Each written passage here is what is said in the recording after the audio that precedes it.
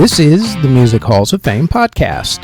This week we honor the year in music for 2007 along with a member of the Rock and Roll Hall of Fame class of 2007.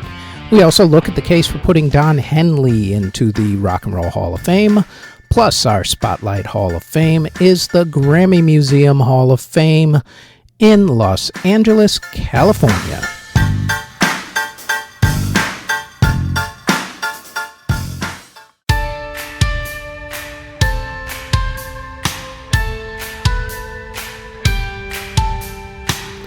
Before we get going with the podcast, like everyone tells you, please like, subscribe, and hit the notification bell so you'll know when these podcast episodes drop, which is usually every Thursday. Now, on to this week's episode.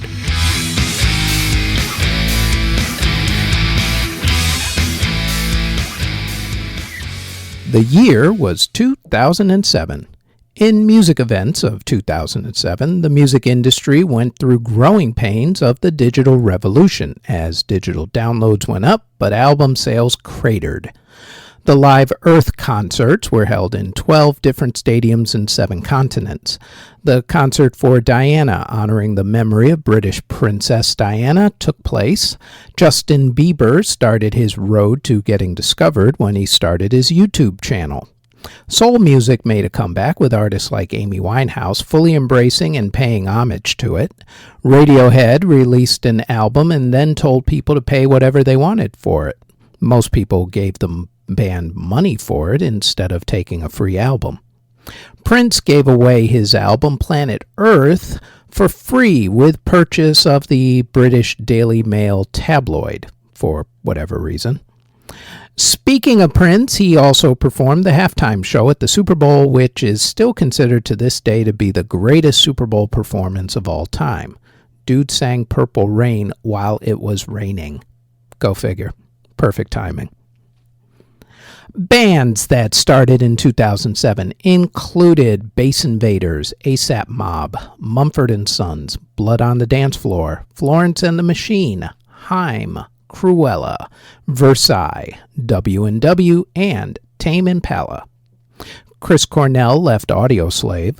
Other groups who broke up before their inevitable reunions or announced their hiatus included Audioslave, Evanescence, Outkast, Train, Floetry, Frankie Goes to Hollywood, The Lords of the New Church, Body Rockers, Jurassic 5, Junior Mafia, Quiet Riot, New Order, and Genesis.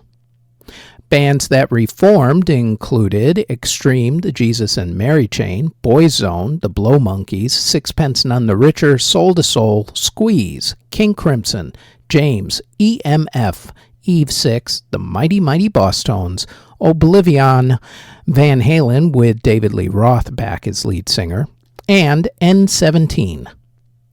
Bands that reformed in 2007 for either one tour or one performance only included The Police, the Spice Girls, and Led Zeppelin, with Jason Bonham taking over drumming duties for his late father, John Bonham. Jordan Sparks won American Idol. Speaking of American Idol, the best-selling album that year was actually American Idol alumni Chris Daughtry's first album, Daughtry. Also among the most popular albums and artists that year were Beyoncé, Kanye, Taylor Swift's debut album, Jay-Z's American Gangster, Linkin Park, another American Idol alumni, Carrie Underwood, Justin Timberlake, Gwen Stefani, Nickelback, the Hannah Montana soundtrack, and the High School Musical 2 soundtrack. Daughtry actually outsold all of those albums. Seriously, such was the power of American Idol back in the day. Worldwide, though, Daughtry was no match for Avril Lavigne's album, The Best Damn Thing, which was the biggest selling album of the year worldwide. The most critically acclaimed album of the year, though, was Amy Winehouse's 2006 album, Back in Black, while her song Rehab was the most critically acclaimed song of the year, as Back in Black finally hit it big in 2007. The top single of the year was Irreplaceable by Beyoncé. Other top singles were Rihanna and Jay-Z with Umbrella, Ella, Ella, A.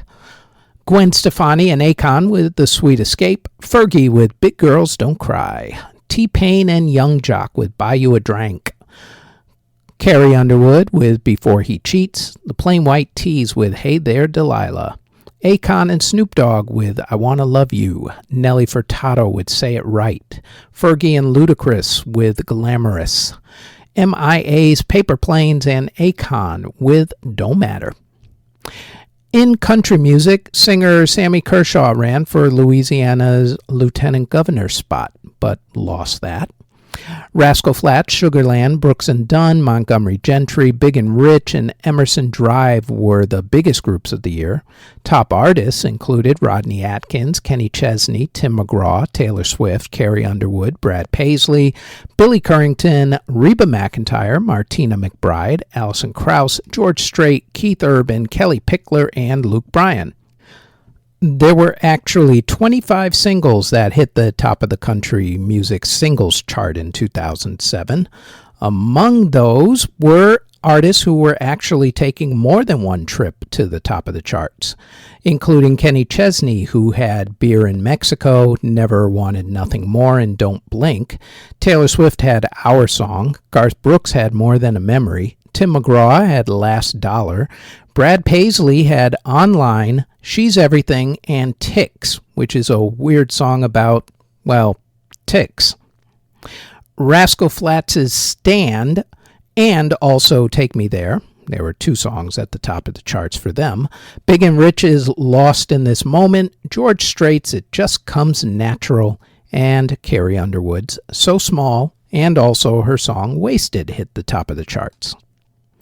In hip-hop, the biggest albums of 2007 were done by Kanye, 50 Cent, T.I., Jay-Z, Fabulous, Common, UGK, Lupe Fiasco, Young Buck, Redman, J Dilla, LP, DJ Khaled, Cassidy, Jeezy, Fat Joe, Playaz Circle, Bone Thugs and Harmony, Dizzy Rascal, Sage Francis, Ghostface Killah, and Timbaland. The top singles of 2007 were Kanye's Stronger and also his song Good Life, Timbaland's Give It To Me, 50 Cent and Justin Timberlake's AO Technology, Bone Thugs and Harmony's I Tried, Fabulous's Make Me Better, T.I.'s Big Things Poppin', Fat Joe's Make It Rain, Playaz Circle's Duffel Bag Boy, and Jeezy's Go Getta. In dance music, some of the biggest clubs on the party island of Ibiza were shut down by the cops for not doing a good job of getting the illegal drug trade out of their clubs. Some of the big albums of dance music in 2007 included Justice's Cross album, Burial's Untrue, Calvin Harris's I Invented Disco, and the album by Groove Armada. Pop and R&B artists like Madonna, Justin Timberlake, Nelly Furtado, and Rihanna continue to dominate the dance charts. However, some EDM artists managed to break through, like Bob Sinclair, who, along with Big Ali and Dollarman, scored a big club hit with Rock This Party. Eric Prydz' song Proper Education became the first remix of an original song to get onto Billboard's Top Dance Airplay chart. That original song that he did the remix of was Another Brick in the Wall from Pink Floyd. Ralph Falcon's song I Need Someone was the biggest song on the Dance Club Play chart. Mindless Self-Indulgence also had a couple of major club hits, Straight to Video and Shut Me Up. September's Cry for You, David Guetta's Love Don't Let Me Go, Cascada's Every Time We Touch, and also their song Miracle. Edun's Put 'Em Up, Ida Core's Let Me Think About It, Chris Lake's Changes, Justice's DANCE, along with songs by Basement Jaxx, Armand Van Helden, Ferry Corsten, Axwell, Daft Punk, Proxy, ATB, The Chemical Brothers, Eric Prydz, Calvin Harris, and Sneaky Sound System were also big. The top 10 DJs on DJ Mag's Top 100's DJs poll for 2007 were Armin van Buuren, Tiesto, John Digweed, Paul Van Dyke, Sasha, Above and Beyond, Carl Cox, Ferry Corsten, Infected Mushroom, and David Guetta. The top Latin artists of 2007 included RBD, who had the top album, Aventura, who had the second biggest album and also the top single, Daddy Yankee, Maná, Valentin Elizalde, Vicente Fernandez, Jennifer Lopez, Don Omar, Wisin and Yandel, Ricky Martin, Enrique Iglesias, and Hector El Father. Musicals that opened on Broadway in 2007 included Legally Blonde, Curtains, and the revival of 110 in the Shade. Musical films that were popular in 2007 included the remake of the 1988 movie Hairspray, Across the Universe, which remade music from the Beatles, Sweeney Todd, the Demon Barber of Fleet Street, based on the Broadway musical, and also the movie Once. The TV musical High School Musical 2 also came out in 2007, breaking TV ratings records for Disney Channel, which broadcasted the musical. Artists who were born in 2007 included singer Lil Tay, singer Melody, and singer and rapper Aliyah High. Artists who unfortunately passed away in 2007 include R&B pioneer Ike Turner, singer Dan Fogelberg, country great Porter Wagner, Bill Pickney of the Drifters, Kevin DuBrow of Quiet Riot, jazz pianist Oscar Peterson, jazz saxophonist Michael Brecker, Mark St. John of Kiss, Brad Delp of Boston, Zola Taylor of the Platters, Hank Medress of the Tokens, George McCorkle of the Marshall Tucker Band, jazz musician Alice Coltrane, Denny Doherty of the Mamas and the Papas, singer Frankie Lane, Indonesian singer Chrissy, entertainer Kitty Carlisle, cellist Miroslav Rostapovich, Uzumi Sakai of Zard, Hawaiian entertainer Don Ho of Tiny Bubbles fame, Tony Thompson of High Five, Ian Wallace of King Crimson, Billy Henderson of the Spinners, Joe Hunter of Motown Records house band The Funk Brothers, Bam Bam Lane of Bill Haley and His Comets, Mexican singer Antonio Aguilar, reggae artist Lucky Dube, entertainer and entrepreneur Merv Griffin, Paul Raven of Killing Joke, entertainer Robert Goulet, Carter Albrecht of Edie Brickell and the New Bohemians, Joe Zawinul of Weather Report, saxophonist Boots Randolph, opera singers Luciano Pavarotti, Beverly Sills, and Regine Crespin, singer Greth Kausland, composer Karl-Heinz Stockhausen, Macedonian singer Toze Proski, Polish musician Witold Kitika, singer and actress Carol Bruce, singer-songwriter Lee Hazelwood, composer Giancarlo Menotti, and jazz percussionist Max Roach. In award ceremonies for the music of 2007, Kanye West was the most nominated musician at the Grammy Awards with 10 award nominations. However, it was Amy Winehouse who was the big winner of the night, winning 5 awards, including Record and Song of the Year for Rehab and also Best New Artist, beating Taylor Swift for Best New Artist, no less.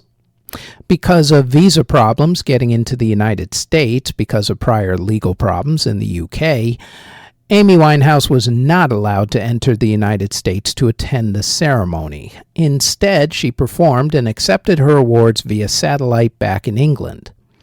Jazz great Herbie Hancock won Album of the Year for River, the Joni Mitchell Letters. At the American Music Awards, Rihanna, Daltrey, Beyoncé, and Carrie Underwood were the big winners. At the MTV Video Music Awards, Rihanna and Jay-Z won Video of the Year for Umbrella. The Police, Rihanna, Justin Timberlake, Daughtry, Gwen Stefani won the music categories at the People's Choice Awards. The Billboard Music Awards were not actually given out from 2007 to 2010. The Soul Train Music Awards were also canceled but would return the next year. At the Eurovision Singing Contest that was held in Helsinki, Finland that year, the country of Serbia won for the song Molitva. Kenny Chesney won Entertainer of the Year at the Country Music Association Awards, and he also won Entertainer of the Year at the Academy of Country Music Awards. The Arctic Monkeys won Best British Album for Favorite Worst Nightmare, and Take That won Best Song for Shine at the Brit Awards. Meanwhile, at the Juno Awards, Feist won Best Album for The Reminder. They also won Best Song for 1, 2, 3, 4, and they also won Artist of the Year. Silverchair won Album of the Year for Young Modern, and they also won Single of the Year for Straight Lines at the R.E.M Music Awards. At the Tony Awards, Spring Awakening won Best Musical and Company won Best Revival of a Musical.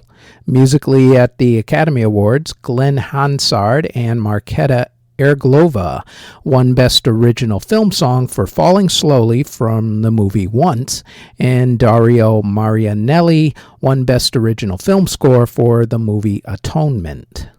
The Pulitzer Prize in Music went to Ornette Coleman for Sound Grammar.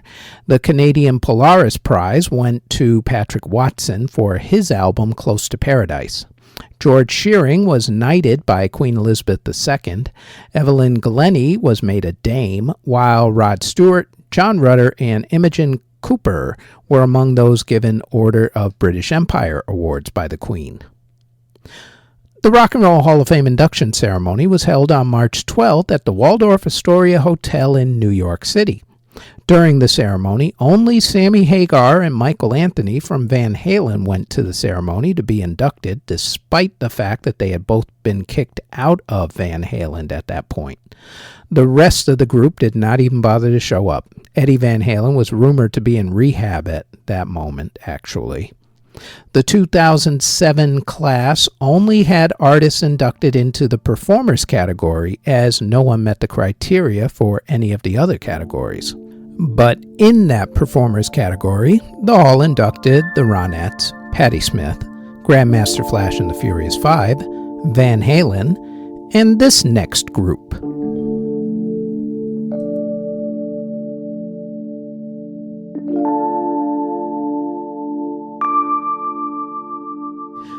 The alternative rock group R.E.M. started out in the college town of Athens, Georgia, which was home to another groundbreaking group, the B-52s. College student Peter Buck was working at Wuxtree Records in 1980 when fellow student Michael Stipe walked in.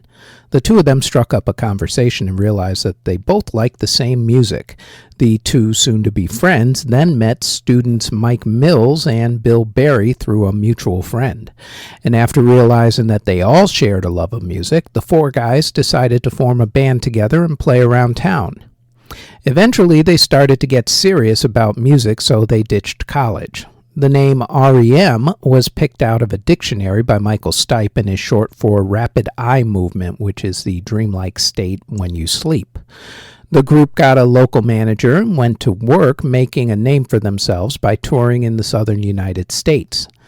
The problem that they found was that since they were one of the pioneers of alternative rock, they had to build the genre's infrastructure, as clubs weren't really open to having alternative rock groups, especially down in the South back then.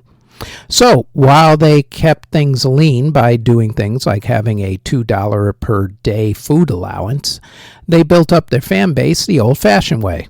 They started with word of mouth and then passing around bootleg tapes of their performances along with playing for college rock radio stations. In 1981, R.E.M. put out their first single, Radio Free Europe, off of their EP, Chronic Town.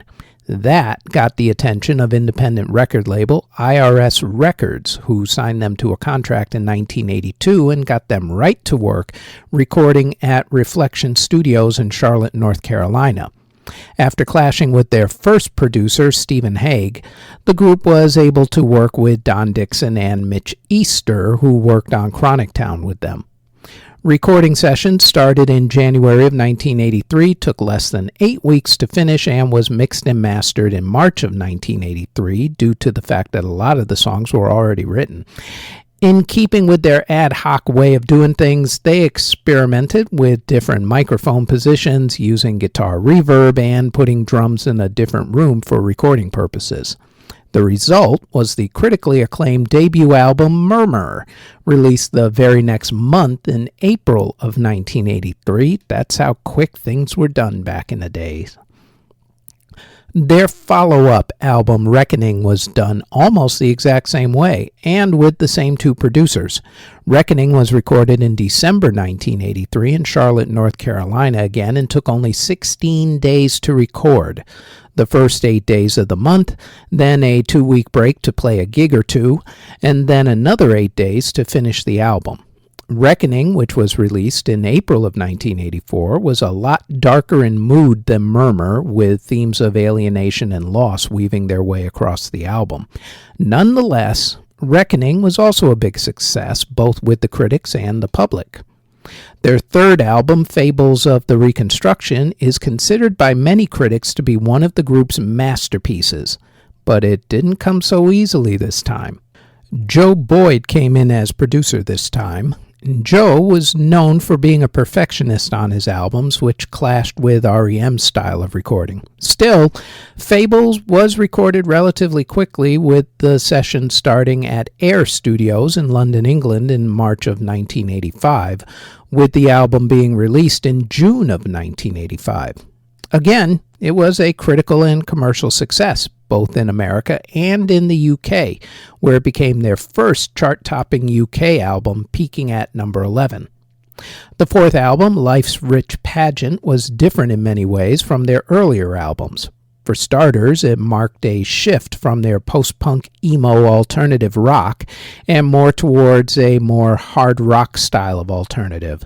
Second, it was the first album where you could actually hear what Michael Stipe was singing, as his vocals previously were almost buried in his songs and he was usually mumbling them anyway.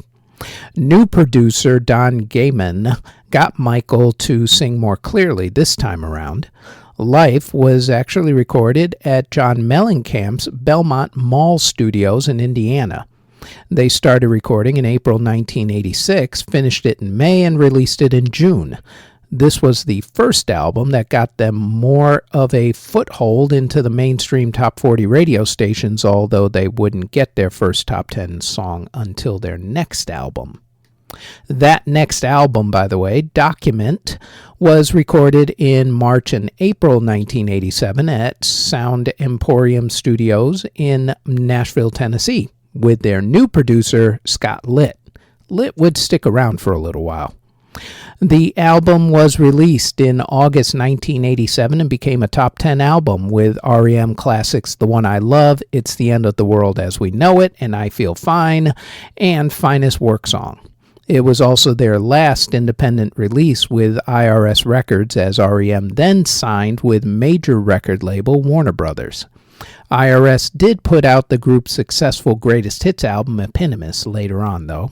Side note, It's the End of the World as We Know It was very cleverly put into the 1996 blockbuster movie Independence Day as the song that was playing when the scientists discovered the radio signal that announced the aliens' presence, if you recall. The first album that was released on Warner Brothers was Green. It was recorded at Arden Studios in late May to early July 1988 with Scott Litt back at the helm, and then was mixed and mastered at Bearsville Sound Studios in Bearsville, New York until early September. The bet that Warner Brothers made on R.E.M. paid off when Green was released in November 1988 and hit number 12 on the albums chart. Bearsville Sound Studios was the primary location for the recording of the album that would turn R.E.M. into superstars. That album, of course, was Out of Time. This album, which was also partially recorded at John Keane Studios in Athens, Georgia, took longer to produce than most of their other albums, as they spent most of 1990 working up the songs and then recording them with Scott Litt starting in September of that year. They spent a lot of time experimenting with different genres, from the funk rap of Radio Song with guest artist KRS-One to also having Kate Pearson on guest vocals for Shiny Happy People, Kate Pearson, of course, being from the B-52s, and also for them doing psychedelic rock on the song Belong. To add a little extra to the sauce, they then mixed the album at Prince's studio, Paisley Park Studios in Minneapolis, Minnesota. On March 12, 1991, Out of Time was released. Led by the chart-topping smash hit single Losing My Religion, the album became one of the biggest-selling albums of the 1990s and cemented R.E.M. as the kings of alternative rock, a genre that would rule the musical landscape for the decade. The album won 3 Grammy Awards, including Best Alternative Album, while the music video for Losing My Religion, which was filmed like artistic paintings, won the group numerous MTV Video Music Awards. While they were finishing up work on Out of Time, R.E.M. started work on their next album, Automatic for the People. They started writing songs in December 1990 and started recording demos at Paisley Park Studios in June 1991, with formal recordings started in September 1991 at Ocean Way Recording Studios in Los Angeles, California. Scott Litt again guided them through this album, with string arrangements to some of the songs actually being handled by bassist John Paul Jones of Led Zeppelin fame. Who knew John Paul Jones had that talent in his arsenal? Anyway, when released, Automatic for the People became another huge smash, going to number 1 on the albums charts worldwide and spawning hit songs Drive, Man on the Moon, and Everybody Hurts. Another side note for you, Man on the Moon was a tribute to the late comedian and actor Andy Kaufman. The song became the title for the 1999 movie about Andy that starred Jim Carrey and was also a part of the movie's soundtrack. The next album, Monster, took a different route to success than the other albums. After tasting mainstream and major label success with more melodic songs, the group wanted something more aggressive and raw this time around. They wanted to take their artistic frustration and anger at the music industry in general through their songs and to also deal with the death of their close friend, who was actor River Phoenix, who passed away from a drug overdose on Halloween night 1993, along with also dealing with the death of another good friend, Kurt Cobain of Nirvana, on April 5, 1994. Monster was recorded at Kingsway Studios in New Orleans starting in February 1994 before moving to Crossover Soundstage in Atlanta, Georgia in March that year before finally finishing in June. It was released on September 27, 1994. Behind the hits What's the Frequency, Kenneth, and Crush Eyeliner, Monster became another huge hit and won the band 4 Grammy Awards. In 1995, while on the road to support Monster, R.E.M. took 8-track recorders with them and recorded their next album, New Adventures in Hi-Fi, as they wanted to capture the energy that they felt while on the road. They finished the album at Bad Animals Studio in Seattle, Washington, and had vocal help from the legendary Miss Patti Smith on the song Ebo the Letter. This time around, the mixing duties would be handled not only by stalwart producer Scott Litt at Sunset Sound in Los Angeles, but also by Pat McCarthy at Louis Clubhouse in Los Angeles and John Keane at John Keane Studio in Athens, Georgia, and then also at another studio in Portland, Maine. New Adventures in Hi-Fi would be released in September 1996 and become another huge hit, although it did not sell as well as their other 90s albums. It also marked a few milestones in the band's personal lives, which were relatively scandal-free up until this point. First off, they re-signed their contract with Warner Brothers Records, and then the group decided to let their longtime manager Jefferson Holt go due to alleged sexual harassment charges against him by one of the band's employees. Then, drummer Bill Berry decided to quit the band due to a lot of health problems, including having a brain aneurysm while on stage in 1995 during a concert. After a couple of decades of laying low and becoming a farmer of all things, Bill joined a new group, the Bad Seeds, in 2022. He still did reunions with R.E.M. every now and then, showing up at a concert or two. To say that Bill's departure led to the band's downslide would be pretty harsh, since it probably had more to do with the changing winds of the ever-fickle music industry than Bill's departure did. Still, Bill was a major part of the band's creative process, and without him, the group missed something. They continued on, releasing 1998's Up, 2001's Reveal, 2004's Around the Sun, 2008's Accelerate, and 2011's Collapse into Now. However, none of those albums hit platinum status, with the last three not even hitting gold status in America.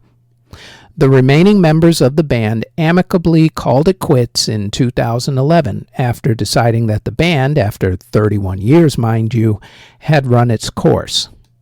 They've put out special projects and done interviews to push books, anniversary editions of their albums and such. However, there's been no official reunion album or concert tour, and I suspect that there will never be. It's really just not their style. When they were inducted into the Rock and Roll Hall of Fame, Bill Berry joined them to accept his award and to also perform 3 songs with the group. R.E.M. released 15 studio albums in their career, 5 live albums, 6 EPs, and 16 compilation albums. Of those, all of the studio albums hit the top 40, with all but 6 of them hitting the top 10, with Out of Time and Monster hitting number 1, and Accelerate, New Adventures, and Automatic hitting number 2. They also released 63 singles. Of those, 20 hit the top 10, with 10 hitting number 1. The group won numerous awards, including Grammy Awards and MTV Video Music Awards. They were also known for being very outspoken on social and humanitarian issues, as well as in local politics in their old stomping grounds of Athens, Georgia. Presented for induction by Eddie Vedder of Rock and Roll Hall of Fame Class of 2017 inductees Pearl Jam, Michael Stipe, Bill Berry, Mike Mills, and Peter Buck. R.E.M.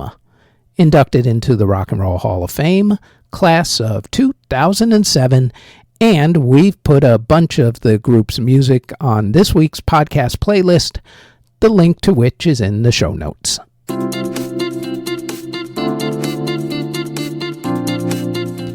Before we go any further, we'd like to tell you about our other podcast, the Music History Today podcast, where we go over the events, music releases, births, and passings for that day in music history. The Music History Today podcast drops each and every day, including on the weekends, on this channel, the Music History Today Network, and also on our Music History Today Network YouTube page. Now, back to the Music Halls of Fame podcast.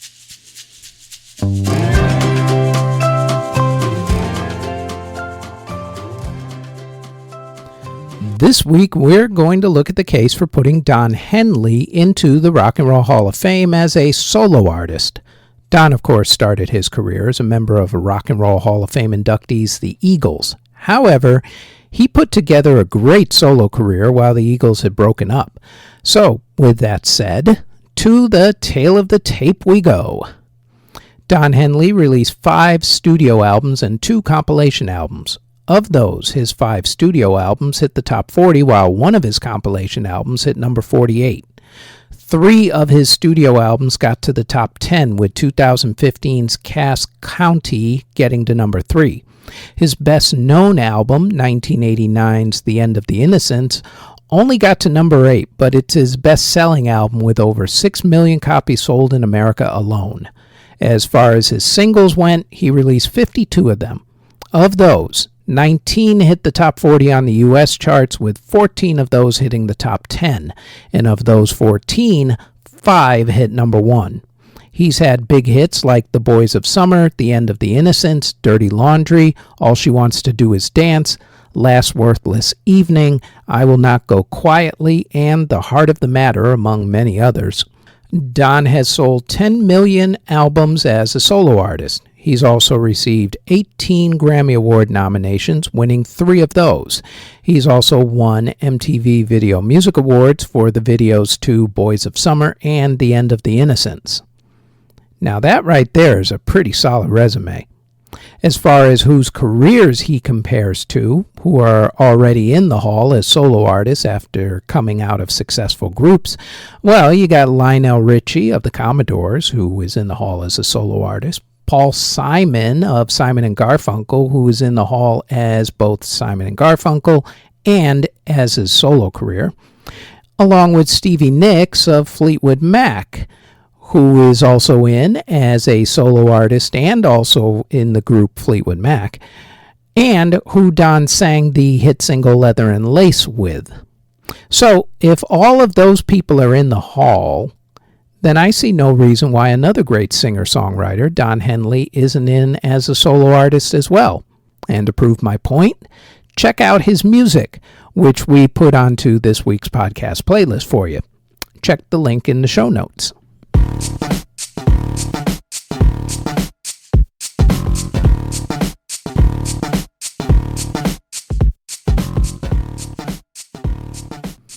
This week's Spotlight Music Hall of Fame is the Grammy Hall of Fame and Museum in Los Angeles, California.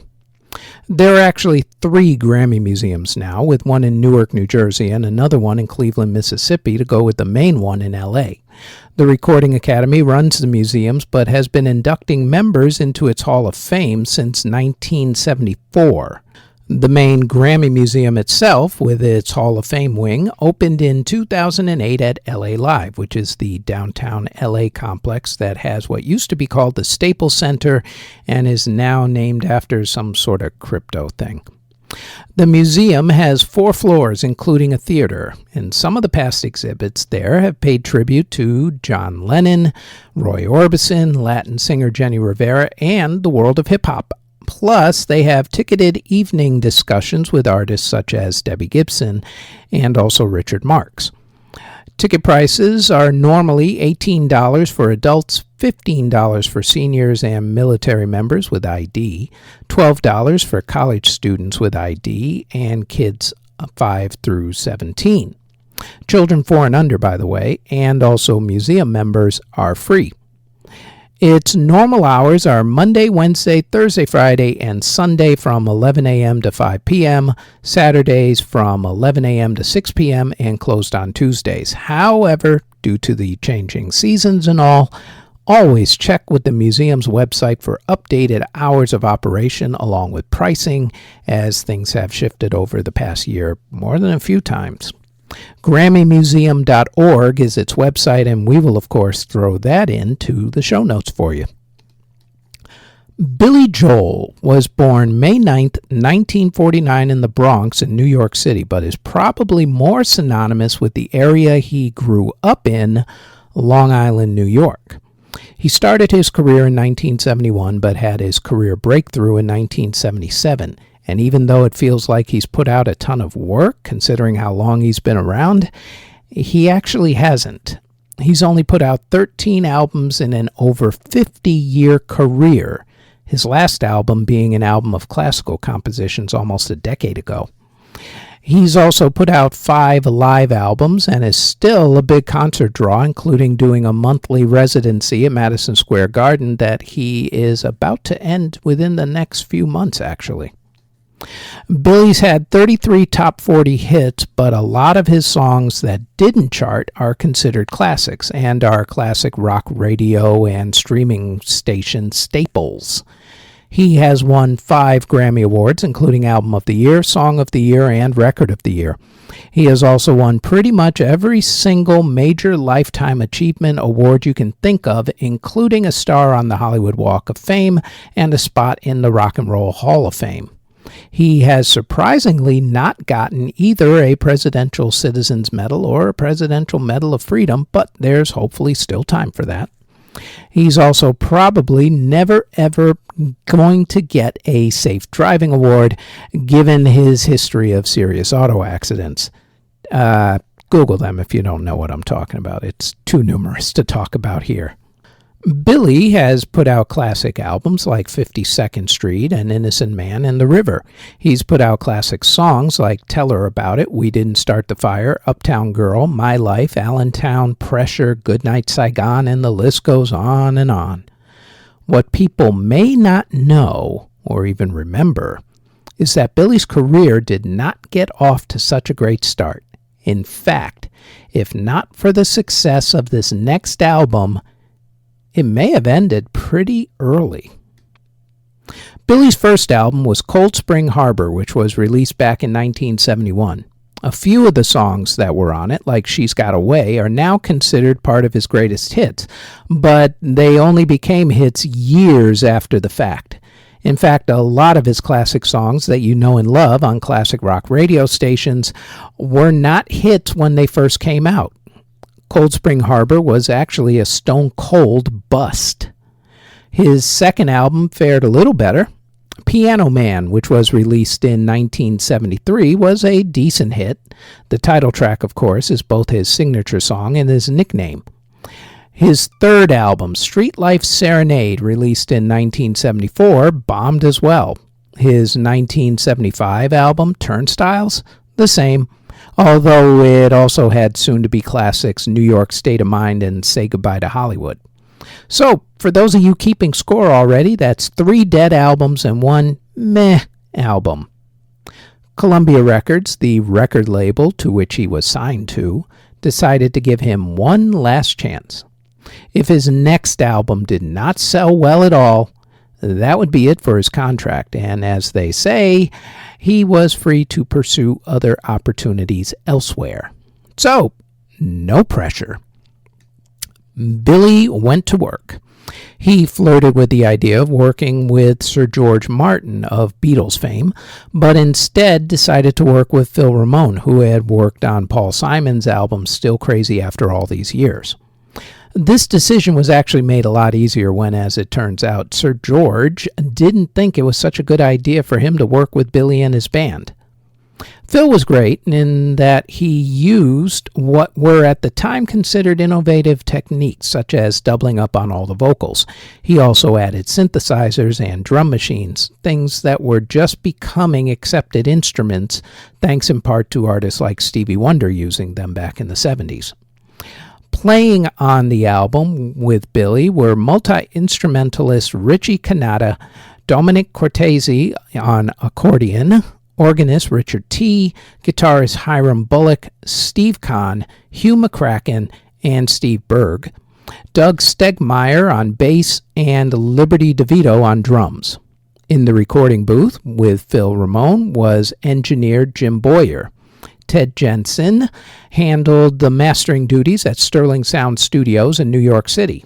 Katie Kurz was the production assistant while Jim Houghton was chief photographer, and those are the liner notes for you kiddies. Recording sessions were held in July and August of 1977 at Columbia Recording Studios in New York City. Sessions there were pretty aggressive and went on until the early morning hours. It helped that Billy had worked up the songs years earlier during his salad days, relying on his upbringing and time as a lounge singer for inspiration.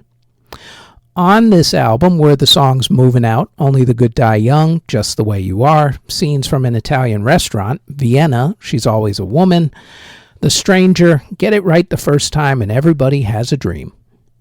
Out of all of those songs, only the last 2 are not considered either hits or classics. She's Always a Woman and Just the Way You Are were about Billy's first wife, who was also his manager and whom he divorced in 1982. Just the Way You Are won Record and Song of the Year Grammy Awards. Scenes from an Italian Restaurant was inspired by an Italian restaurant where he used to play piano during his salad days, with the Brenda and Eddie portion of the song being inspired by all of the people who he went to school with. I'm sure we all know a Brenda and Eddie in our lives. The song, if you actually listen to it, is in 3 parts, and it follows Brenda and Eddie from courtship as young lovers to the end of their marriage. Vienna was written about a visit that Billy had with his father, who Billy was visiting over in Vienna at the time. Only the Good Die Young, about a kid trying to get a Catholic girl to have sex with him, caused a lot of controversy because it was about a kid trying to get a Catholic girl to have sex with him. These days, however, it's considered a classic. Times change. The song was actually written for someone else to perform, but Billy thought that it was too good a song to give up, so he kept it for himself, since the Virginia, who's being referred to in the song with "Come Out Virginia, Don't Let Me Wait," is actually Virginia Davis, who Billy had a crush on back in high school. Wonder whatever happened to her. Movin' Out eventually became the inspiration for the Broadway musical Movin' Out, which used Billy's songbook as the music for the musical, helping to usher in the latest jukebox musical craze on Broadway. So, thanks for nothing. Anywho, the song The Stranger talks about the stranger in yourself and in others. The album The Stranger was released on September 29th, 1977. Although it wasn't nominated for Album of the Year, the song Just the Way You Are won 2 Grammy Awards, as I said, for Record and Song of the Year. Billy's next album, 1979's 52nd Street, actually won the Grammy Award for Album of the Year, so don't feel too bad for Billy. Meanwhile, The Strangers spent 17 weeks on the Billboard Albums chart, where it got to number 2 and sold over 10 million copies. It also got him off the hook with Columbia Records. Turns out, selling 10 million copies of an album will make a record label want you to stick around a little while longer. Also, according to Billy, he eventually received a letter from Sir George Martin. It said, "Congratulations," and that he should have reconsidered working with Billy on the album. Sir George Martin was always a class act. Billy Joel's iconic masterpiece, the album The Stranger, inducted into the Grammy Museum Hall of Fame in Los Angeles, California in 2008. And we've included Billy's album The Stranger onto our playlist. The link, as you now know, of course, is in the show notes. The Music Halls of Fame podcast is part of the Music History Today network, which can be found under Music History Today on Spotify, Apple Music, Amazon Music, iHeartRadio, or wherever you get your podcasts from, and also on our YouTube page under Music History Today. Thank you very much for listening.